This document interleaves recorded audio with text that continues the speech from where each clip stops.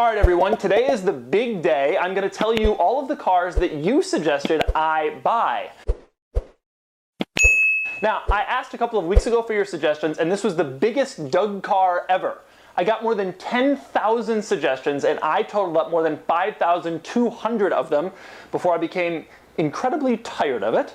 Now, if you're like me and you want to see all the data from the suggestions, head over to my column on autotrader.com/overseer by clicking the link below. There is too much data to put in a YouTube video, but over on my column I've got pie charts and bar graphs of all the body styles and countries. In this video, I am just going to tell you the top 10 suggestions. I'm also going to go over some of the pros and cons of these 10 vehicles without revealing which one I'm choosing.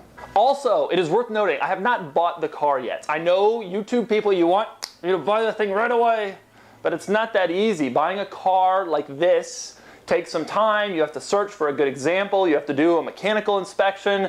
In the meantime, don't you worry, I've still got a lot going on. I still have the bumper-to-bumper Aston Martin, and the Doug car will be here soon enough.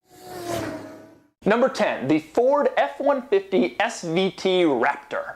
Ah, the Raptor. The Raptor would be great. Pro, I can run over another PT Cruiser. Con, I live in a crowded city and I would probably take up 2 lanes every time I went anywhere.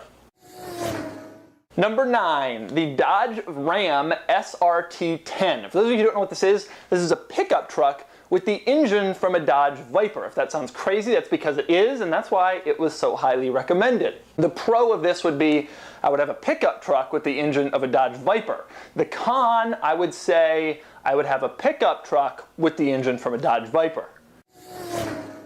Number 8, maybe the most surprising suggestion on the list, the Mercedes-Benz G-Wagon.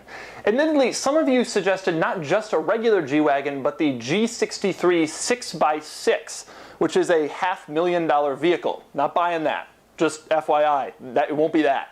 Pro of the G-Wagon, it is one of my favorite vehicles. I think they're great. I think there's a million reasons why they're great.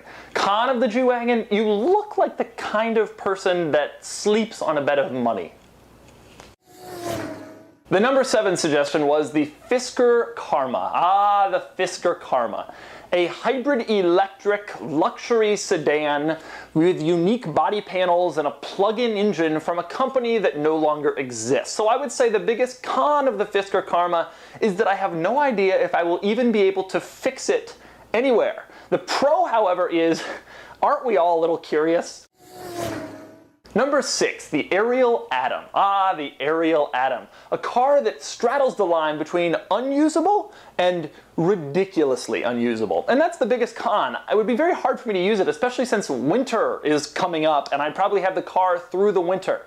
The pro, of course, is it is absolutely absurd, and I think it would be kind of fun to drive around in something that ridiculous looking. Number 5, the Acura NSX, the venerable Acura NSX. I specifically told you people not to recommend me a serious sports car, and the NSX still ended up 5th, which proves how much you want to see stuff about the NSX. The con, of course, is it is pretty similar to the Aston. It's not like you can do crazy stuff. I'm not running over any PT Cruisers in an NSX. But the pro is the NSX seems to be one of the coolest cars of all time. Number 4, the Toyota Supra. Ah, the Supra splits opinions like nothing in the world. Some people would love it if I got a Supra. Other people think it's just kind of a Toyota. The biggest pro is that this is an iconic car. Definitely one of the coolest sports cars of its time. The biggest con is that not everybody thinks that. Now cue all the angry comments for people who do think that. No, the Supra is one of the best. It really is. The number 3 most suggested car, the DeLorean. Ah, the DeLorean. I think it would be great to have a DeLorean. I think it would be, these are the pros. It would be interesting, it'd be cool, it'd be bizarre. Everything about it would be unique. The con, however, these are the pros. The con is people asking me about Back to the Future. And I think the con outweighs the pro, but we'll see. I'm considering it. But I would really, if I pull up to even one stoplight and somebody says, hey, you got a flux capacitor, I think I'll just have to sell it.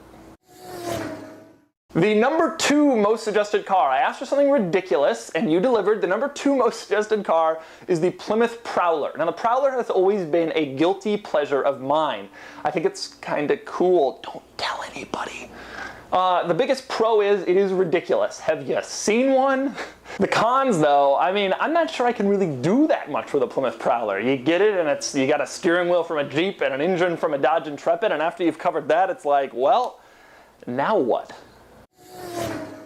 And the #1 most suggested car, last time and this time, the Dodge Viper. The Viper won by 35 votes last time, and it won by 35 votes this time.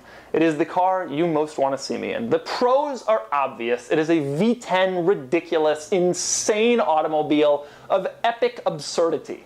The cons, just as obvious. I'll probably die. So, what is the Doug car going to be? Well, you've heard the top 10, and it'll probably be something on that list.